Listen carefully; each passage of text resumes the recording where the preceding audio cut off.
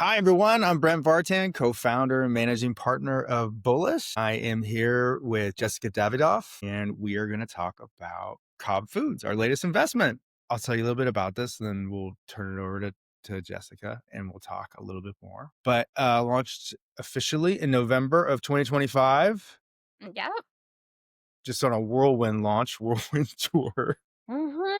It is a corn free food brand that harnesses the power of sorghum. What the heck is sorghum? We'll get into that. We found out about this through Jess, and we're very intrigued by it. You might say bullish on it. Okay, so we'll get into it. Welcome, Jess. Um, Hi. hi, hi. Thanks for being here. Thanks so Thanks for much letting for us having me. be a part of your company. I know, we're so excited. It's awesome. So let's just talk a little bit about Cobb Foods. But Amazing. first, let's talk a little bit about you. Okay. So there is a life before Cobb Foods. So maybe just a little bit on your background and what brought you to Cobb Foods, and then we'll get into it. Amazing. So I'm so excited to be here. I have had that kind of like entrepreneurial spirit, founder bug since I was 22. My first job out of college, I was at an SAT prep company, and it happened to be the year that the SAT changed. And I had this idea to launch an ACT prep company. So I just quit and I got a bartending job to my parents' horror. I didn't know this. Oh yeah. Yeah. My parents already thought that I was a disaster for going to Princeton and declining all these amazing management consulting jobs and taking an SAT prep teaching job. And then when I told them I quit and I was gonna be a bartender and write ACT prep curriculum, they're like, "Where did we go wrong? Like, what happened?" But yeah, so anyway, at 21, I quit. I was, writing this curriculum, and I launched my first business at 22 with a $3,500 loan from my dad, which I paid back. And yeah, and so that was my first entrepreneurial endeavor, which was a huge success. I launched another office in London and in Buenos Aires, and then I ended up selling the curriculum and got really into ed tech with my second company where I created a matching algorithm that matched high school students to colleges, sold that and created a golf match app, and I sold that to Topgolf. And then I kind of fell into turnaround CEO roles for the past decade or so at consumer and celebrity led brands. And I absolutely loved that, thought that that would be my career for life. But unfortunately, during that time, my older son had some really serious medical problems and he lost all of his hair, all of his nails fell out. Every night he was waking up in the middle of the night screaming in pain, vomiting. He was covered in eczema and psoriasis. It was like one thing after another. And I went to 32 doctors in New York City. Nobody could figure him out. And I had always hypothesized that it was food related because it all started when I stopped breastfeeding. So I kept saying, guys, I think this is too coincidental. No one would pay attention to me. So I just tracked every single thing he ate. And one day I added corn to a dish that never gave him problems. And he had a full blown reaction. And that's when I got him tested, and it turns out he was allergic to corn. And that was the moment where my eyes were open to just how vast corn is in the American food system. So there's 1,800 corn derivatives. And there are things that you wouldn't even know, like maltodextrin, citric acid, which is the number one food preservative in America. All of the fortifications like riboflavin, niacin, those are all made from corn and they're added to any enriched wheat flour products. It became really impossible to feed him anything packaged or from a restaurant. So I became trad mom at night, making my own bread and breadcrumbs and chicken fingers and, finding eggs from Michigan that didn't eat a corn diet. And was doing the CEO thing by day. So in my mind, I was like, if I ever have it in me to do another founder role, I have to do something that my kids could eat. And so over time, one of the foods I missed the most was popcorn. That was like my go-to snack. And so I was like, I need a popcorn alternative. So I went to this Indian grocery store in the city. I bought all these ancient grains like amaranth, teff, quinoa, sorghum.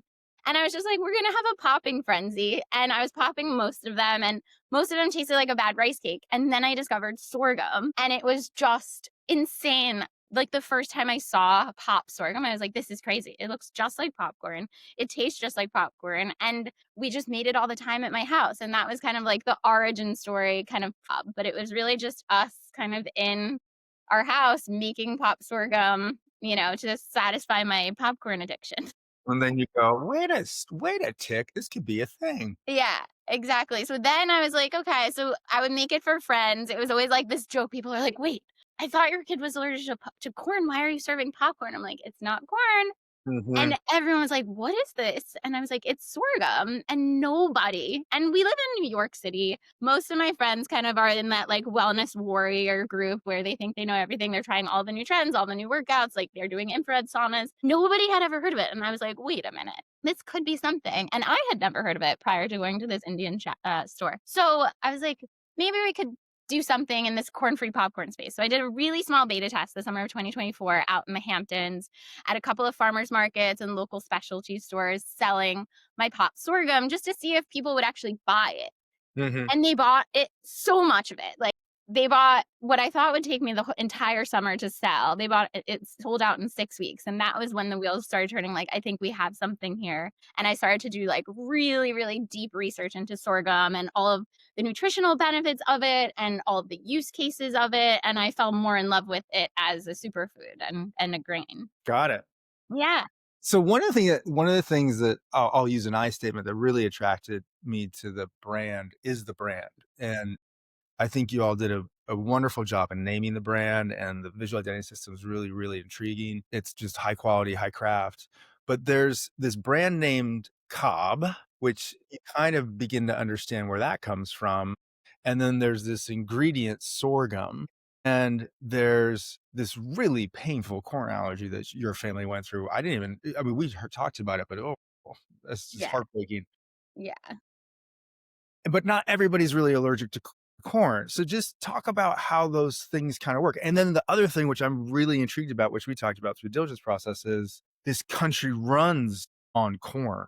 Yeah. So there, cob, sorghum, how do those things kind of work together? Yeah, so I mean, for us, the kind of mission and the origin story of the brand was all about, being corn free, my eyes being opened to just how dependent Americans are on corn. And also just like it's not the best thing for us to be consuming so much of. And Mhm. so the origin and mission of the brand was always to kind of create a world where Americans and global citizens didn't have to be so dependent on corn. So we wanted the brand name to kind of tie more to the mission than the product because I think sometimes when you create the brand name and it's tied to the product, like we might fall in love with sorghum right now, but as we expand, maybe in 5 years, we're introducing amaranth and we want to incorporate amaranth. And then it's like when you tie the name so closely to the product, I feel like the brand is very product driven, whereas we wanted to really focus on this is our mission. Right now, if sorghum makes sense, but God forbid something happens with the sorghum supply, we're going to figure out another grain. We're going to figure out another product to drive the mission. And so we really wanted to kind of lead with mission, which is where Cobb came. And we wanted it to be playful because that's really part of the brand. The brand is very kind of like 70s playful. We're snack, we're food, we're not, bioscience. And so we wanted it to have kind of like a little wink to make people think Mhm. about corn. So we wanted something that would reference corn and the component of corn, like the cob, is where, what you're left with when you eat all the corn off of it. So it's kind of like a little cheeky. And we wanted it to like ask people the questions like, why cob? And it allows us to kind of tell the origin story, tell the mom founder story about like how I discovered sorghum, why, through this corn allergy, and give people inspiration of like, sometimes you can do really cool things from like a huge, multi-year tragic, medical issue journey. Yeah. So No, yeah, it's great. This isn't your first consumer rodeo, as you stated it, but that is such a sophisticated way of thinking about brand and brand value and an innovation roadmap and around those things, and then loading it up, almost begging for someone to or daring someone to lean in and ask the question. It just shows I mean, this is the stuff when you and I very first met, when we started to go back and forth and play a little tennis. I was like, oh, this is great. This is really, really great. Jess is on it. She's been really thoughtful. Your team, nine team that you've just really super, super strong. hey, And the reason I'm so complimentary of it for anybody who's listening is that it is gonna be a really good case of how to create brand value over time, which is what we're all trying to do when you create in the consumer brand category. That is how you actually make something that scales. Okay, you're not alone in this. no, Novak is your co-founder. Novak. How did that How did that come to be? Tell everybody how that came to be. It's so funny. So I kind of came off of the summer of 2024 where I was like, okay, we have something that people will buy. That was like a really strong beta test. But Mhm. that's when I kind of went back to the drawing board of like, what is the brand? Like, what are we going to create? What's our roadmap? What are we going to do with this? Can we do something huge? Can we make this, a multi-billion-dollar brand that has long legs? And so I started thinking about how to do that. And when I started to think about that, I really wanted to kind of double down on sorghum as this ancient grain and really fell in love with it. It's so good for you. It's just like super versatile. Anything you can do with corn, you can do with sorghum. In my brain, started to think about, okay, what's the hurdle of someone trying something called sorghum? So it sounds like it's space age. When I was at the farmer's market booth, the majority of people thought that sorghum was actually xanthan gum, which is man-made, and it's actually made from corn, and it's like an additive for like gluten-free baking. I'm like, no, no, no, that's xanthan gum, and they're thinking of it as like this additive. So it has this name that sounds a little crazy, and people are like, what is it? Nobody has tried it. So I wanted to kind of de-risk this ingredient by bringing someone on who could add a kind of seal of approval and trust to this ingredient that most people had never heard of. And I was kind of mulling. So in my brain, I'm like, I want to bring on a co-founder who is, talent, whether it's an athlete or a food influencer or someone who can offer this seal of approval. And I honestly was on a run, and I'm on this long run, and then in my run, I'm like, it's Novak. Like, Novak is my co-founder. That's who I want. He's perfect. And it's true. I'm literally like drenched in sweat. I just ran a 10K. I come in and it's fall, it's hot. I'm like in my husband's office and I'm like, I figured it out. Novak Djokovic needs to be my co-founder. He's like, what? He's like, Yeah, good luck with that. yeah, he's like, "How are you gonna do that?" I was like, "I don't know, but, like, I'll figure that out. I just know that that's who it needs to be." The reason why What was it about him? What was it about him? so I think so f talking about consumer brands, like, consumers are so smart now, Mhm. and they know when a celebrity or an influencer is doing a brand just as, like, a money grab, and it's not authentic, and I wanted someone who could authentically support sorghum and also someone who would acknowledge and who our medical story would resonate. So Novak, number one, he had a transformative, food discovery in 2011. So he discovered that he had a gluten and a dairy intolerance and completely overhauled his diet. And that's when he really started to start winning everything. He credits his diet overhaul with his performance, longevity, just overall health and wellness. And he really is a true believer in the power of food and health.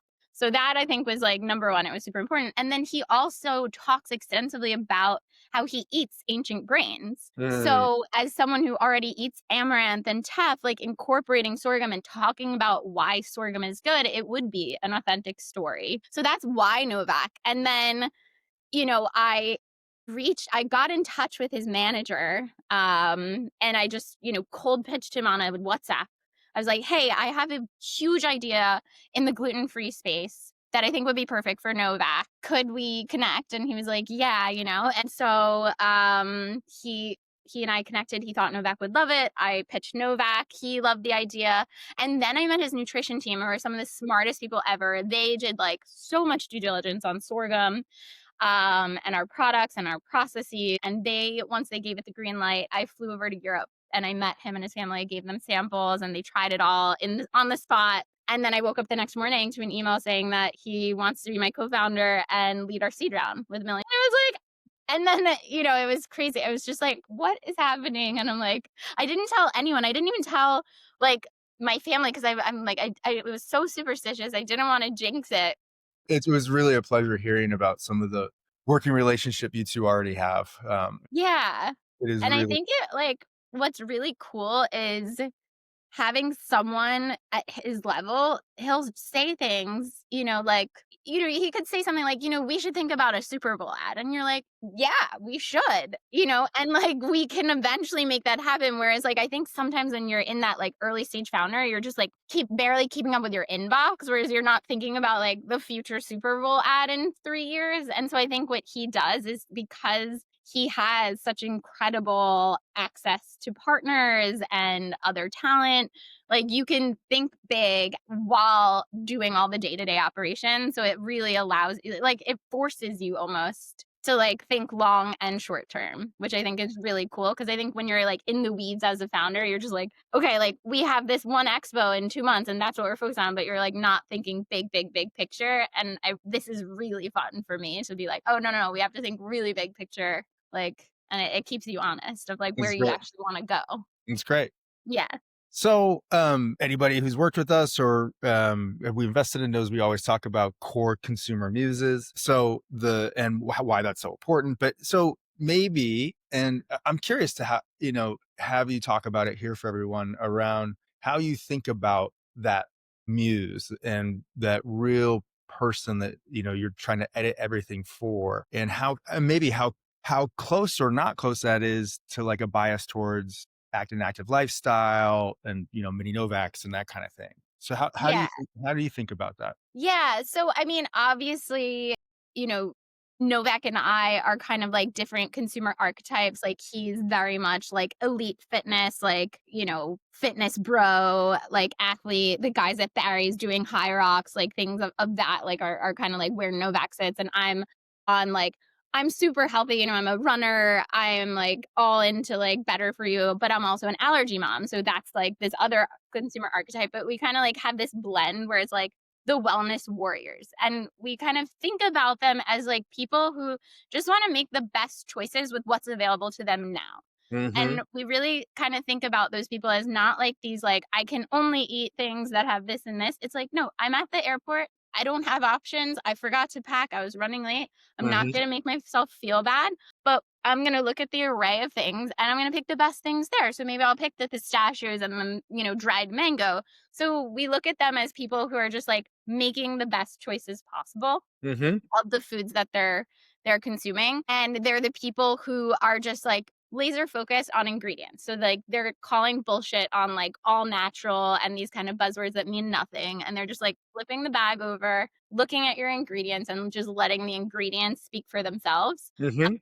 And that's really like our muse is like they're not like diehard, they're not labels, like we're not like, oh, like we're the hardcore vegans or we're the, omnivores. It's just we're making the best choices in every single scenario. And that for us was really important to like be laser focused on ingredients. And especially as a company where the kind of ethos right now is this hero ingredient of sorghum, we wanted all of the ingredients to kind of like really have some form of function and be the best in their category while at the same time keeping the price point kind of like mass market. Got it. Got it. I think it's really interesting to have something like Wellness Warriors too, because I think in the person you described, they're kind of hardcore and not hardcore, but there is something very mission driven about you, about Novak, and, Yeah. and I think it is and there's a confidence to call bullshit, and it's not like it's just all nurturing, or it's not like it's just all kind of circumstantial. There's a little bit of in it, and then you juxtapose that with a super fun, playful brand like Cobb, and I think that's where you get really interesting brands, and I think that's where brands need to really be in order to earn people's attention. Yeah. And that's really why we picked snacks to start. Mhm. Because obviously you could do so many things with sorghum, and we wanted to play in that kind of like playful, joyful space. It's like when you're snacking, like that's not a serious moment of your day. It's like it should be happy, or it should be like while you're doing something or after you're doing something that you love. So we really, wanted to start with the snacking. Yeah. I worked on Frito-Lay for years, and when you first work on snacks, they tell you it's all about fun, and then you go off on these, like, really interesting intellectual tangents, and then you go, "We gotta get more fun in this because snacks Yeah. kinda all about fun." Yeah. Yeah. It's like we're eating popcorn here. We're having chips. Like, That is a perfect segue. So, core product is popcorn, but this is not a product brand. This is a right. brand of many products that is important to the business thesis. So, popcorn, but what else? Yeah. So our first product is our corn-free popcorn, which is Mhm. pop sorghum. But our next product, which we're like super excited about, is Yeah. I'll do a little teaser here. It's our tortilla chip. I'll show you. It looks so good. So yeah. It tastes good too. I haven't had those, but the samples are fantastic. Yeah. So this is what we are so excited about. And so, yeah, so our second product is our tortilla chip. So the reason why we launched with popcorn first, even though I think the tortilla chip might be the hero product in the snack, is because tortilla chips in particular, and our tortilla chip, I would say it could kind of be like a cross between like a corn tortilla chip and like a pita chip. You could Yeah, yeah. easily eat it with hummus or guacamole and salsa. Like you Mhm. could do both. You don't really eat tortilla chips by themselves, you know? It's like you dip it into something. Some people do, like, but like for the most part, you think of tortilla chips with something. And we wanted to launch our first product as like a standalone where you would just eat it by itself and you're not like, oh, I have to pair it with something. So we Mhm. wanted to introduce you to sorghum in this way where you could just buy it as a snack pack, you know, like put it in your bag and like it's done. You don't have to think Yeah, about, oh, I need a dip. yep, And the other reason why we chose popcorn is because I think there's like a huge white space in the toddler, like in the families with young children under 5 in the popcorn space because popcorn is a top choking hazard for children under 5. So if you have that kind of like popcorn addiction like me, you're not even supposed to have popcorn around your kids. So this is like there's really no toddler safe popcorn except pop sorghum is super tiny. So it's like not a choking hazard. So we wanted to kind of play in a space where nobody really has a product for toddlers, and introduce something where there's white space, and then introduce your second, intro to sorghum as something where now it's like, okay, it's going to complement something that you're going to dip into. smart. And we were kind of talking about at the top. Why you've been very successful as a turnaround CEOs, and you've got a lot of experience in consumer brands. Why is it so important from your perspective to have a strong roadmap that you are acting on pretty quickly?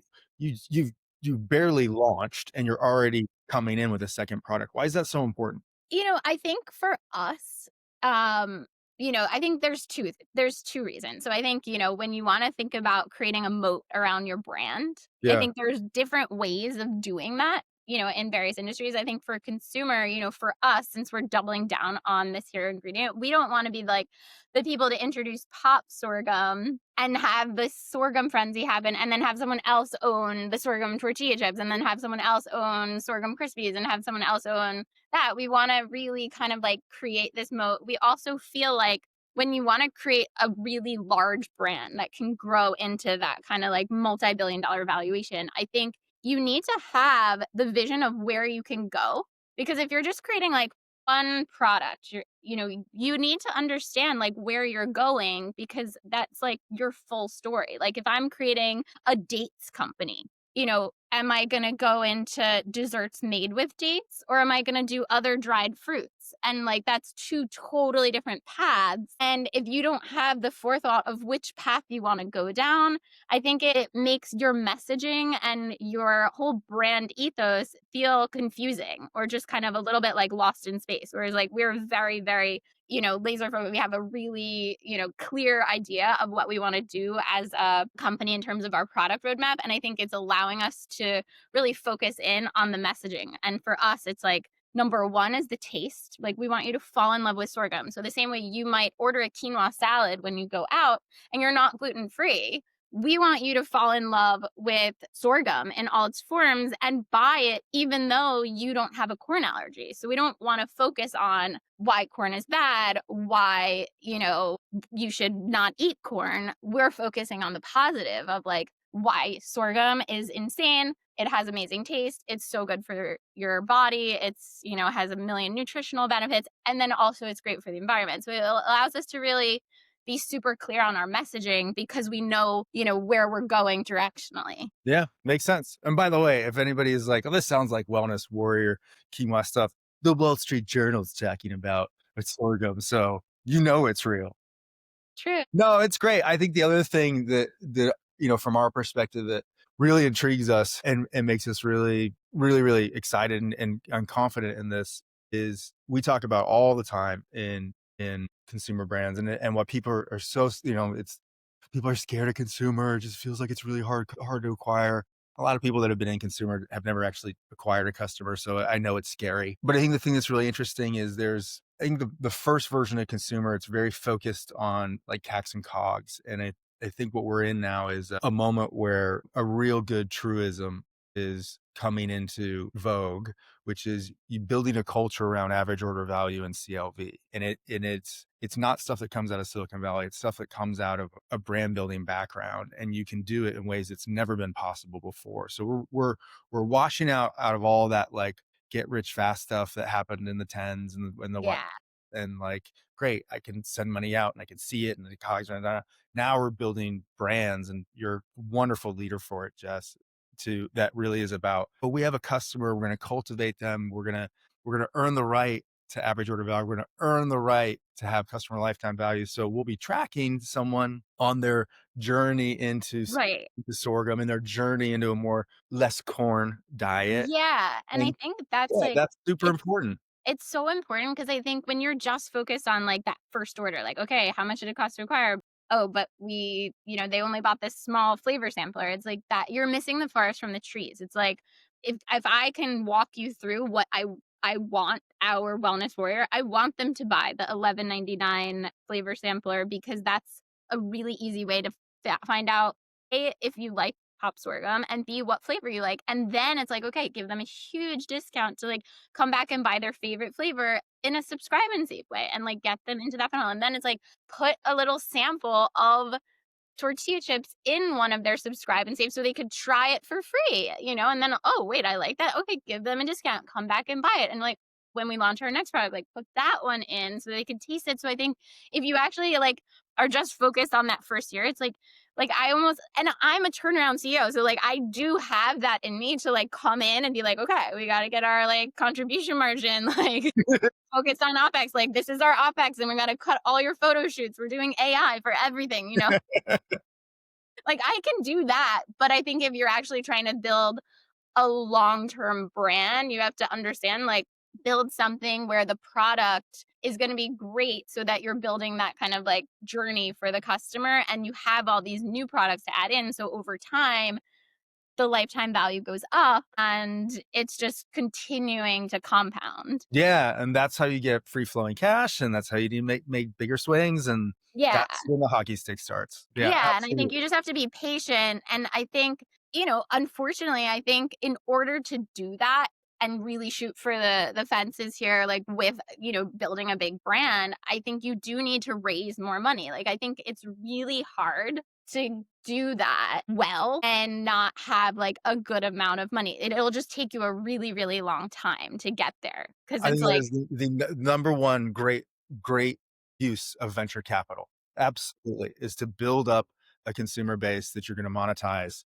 and the difference between consumer and anything else is you're monetizing off of day one, so it's fantastic. right. Yeah. And I think, like, if you're gonna start a brand and not raise venture, you can eventually do that. It's just gonna take a really long time because you have to be so mindful about those first dollars you're spending because you don't have, a big cushion. And so it almost like it cripples you a little bit because those first marketing dollars are about brand building. It's not about the CAC and the, Yep. COGS and, like, making sure that we're, like, on the path to profitability. It's about get people to try it, get people to tell their friends, get people to subscribe. It doesn't matter, where we are.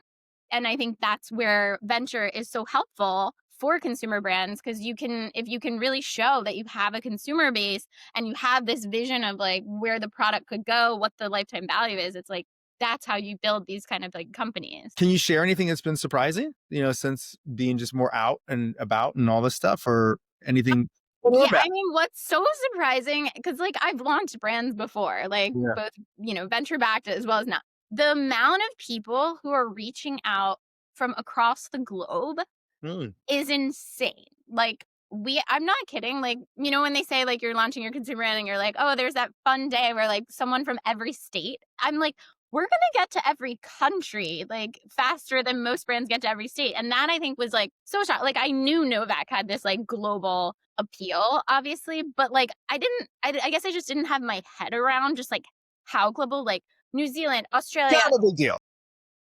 yeah, like New Zealand, Australia, China, Abu Dhabi, Cyprus, like everywhere. Like people just being like, "Can we bring this into our store? Can we bring this into our store? Can we do this?" And I'm like, "Oh my god, like there's a 6,000 store place in Europe that's like, we want to launch this next summer." I'm like, and that I think like is very unheard of for a brand that's on pre-order. But having someone like Novak with this like global appeal, he's so widely loved in Europe, in, Asia Pacific, like Middle East, like it's really cool. Yeah. So that was like, I was not expecting like that far reach so early and just like all the inbound. So I think like it's amazing, but you're like, I think that that's also one of those things where they say like, if you want to be successful, you have to be like laser focused. And it's like, yes, like I would love to be in this like amazing, store in Cyprus, but like we're like on this journey and like that's like a little side, picturesque route that might distract us a little bit. So You that, got it. Yeah, yeah, yeah. Focus is great, especially at yeah, the beginning, and high concentration of intent and position and actually proof that you are what you are is what yeah, man flywheel. That's great.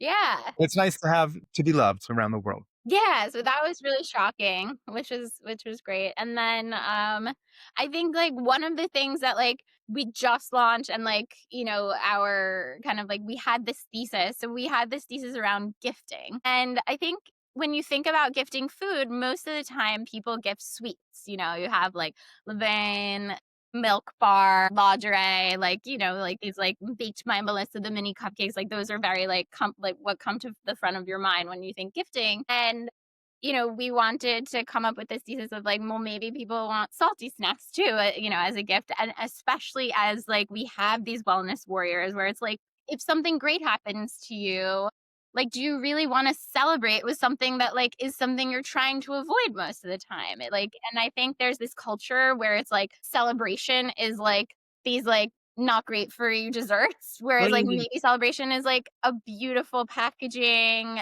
with something that is really tasty, but not necessarily super bad for you and like laden with like tons of refined sugar. So like we just launched our holiday gift tin, which is, Oh, I didn't know about this. This is great. yeah, so we kind of like brought back the like I vintage, love this as a kid. yeah. We brought back the vintage holiday tin and it's like our thesis is right. Like people are gifting this and like we've gotten like we just launched it last week and it's like going so well. And so that I think is really exciting because I was like, Awesome. oh, I don't know, maybe people won't gift it again. But like I remember the vintage popcorn tins growing up and I thought it was really fun and kind of doing it in a playful way where it's like you can repurpose it. But yeah, so that like we're is part of our kind of like roadmap in addition to the products. Like we also have this kind of like gifting element to the brand that we want to see if we can make salty snack gifting a thing. That's great. Super Yeah. smart. Super smart. Yeah. I think you touched on this a little bit, but just kind of, rounding the corner and wrapping it up with just anything that you want to share about just kind of the larger vision. And, we'll end up doing some work together on, what's our man on the moon by the end of the decade. But how are you thinking about that stuff today? Yeah. I mean, it's so hard because it's like, I'm like one of those people where I feel like I'm succeeding every day. Like I'm just so grateful like that like I get to wake up working on this brand and we're like packing these tins in my house and my kids are putting this stuff in and they like see that this brand came from their allergies and they're like, I mean, for me I'm like, okay, like I've succeeded. I'm done. But it's like, no, like I wanna, like, keep doing this forever because it's just, like, it's so, like, meaningful. But I would say, like, in order to, like, define success, like, or, like, where we wanna go, I really would love us to become, like, a household brand name. Like, I want people to have Cobb in their pantry and use it in both the snacking way as well as, like, the what we're launching in the future, like, the pantry staples. I want people to kind of have their awarenesses raised about how vast corn is in their diets and hopefully replace some of that corn with Cobb products. But yeah, I think it's really that kind of like that brand awareness tipping point where people can talk about Cobb and they just assume that everyone in the conversation knows. And that to me is like where I want the brand. I want it to become like as iconic as like a Coca-Cola. You could talk about Coke and you're not like some people are not going to ever assume that someone in the conversation has never heard of that. And Yeah. I think that for me is like where I want it to be. I want it to be like as well known, among people who are kind of buying food as like the big brands like Coke and Nabisco and Kellogg's, and that's really where I want to go. Absolutely. Make no small plans. Yeah, it's just like a little sort of small goal. Well, this was great. It's so great to see you post investment. Yeah, I am more excited for what's to come.